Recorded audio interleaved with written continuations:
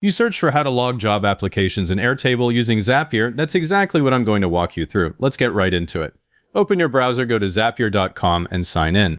Once the dashboard loads, you'll see the Create button in the upper left corner. Click it and choose Zaps. The Zap editor opens up. The first thing we need is the trigger, the app that collects the applications.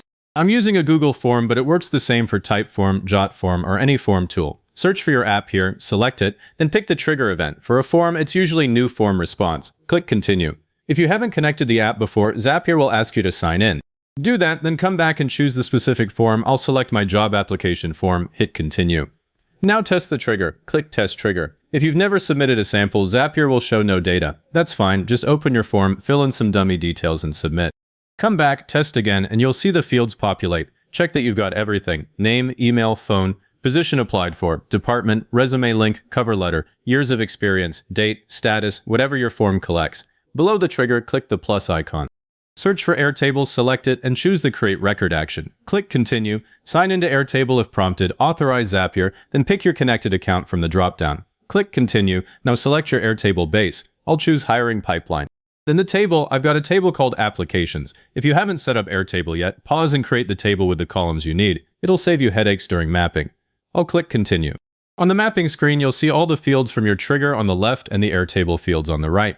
I start by dragging candidate name to name, email to email, phone to phone. Position applied for goes to position, department to department, resume link into resume, cover letter into cover letter, years of experience into experience, application date to date applied, and current status to status.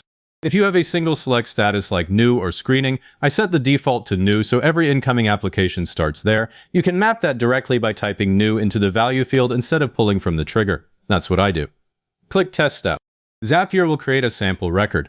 Now open Airtable in another tab and check the Applications table. You should see a new row with all the info. Verify that links like the resume are clickable and no required fields are blank. If something's missing, tweak the mapping and test again. If it looks good, go ahead and name your Zap something descriptive. I'll call it Log Job Applications to Airtable, then hit Publish. The Zap is now live. To do a final sanity check, submit another test application from your form, wait about 30 seconds, and refresh Airtable. The new record should be there. Now that it's running, here are a couple of things you'll want to add. First, a filter. Say you only want to log applications for the software engineer position. Click the plus icon between the trigger and Airtable, select Filter by Zapier, and set a condition. Position text exactly matches software engineer. Only those will go through. Second, keep an eye on your task usage. Each application counts against your monthly limit. Go to your Zapier settings, click Usage, and you'll see your current tally. If you're on a free plan, that filter becomes even more important. And if you later want to ping your Slack channel or send a confirmation email, just edit this Zap and add another action after Airtable. If this walkthrough got your automation working, hit like, subscribe, and leave a comment saying this was helpful. Those comments push the video to other people searching for the same thing. Thanks.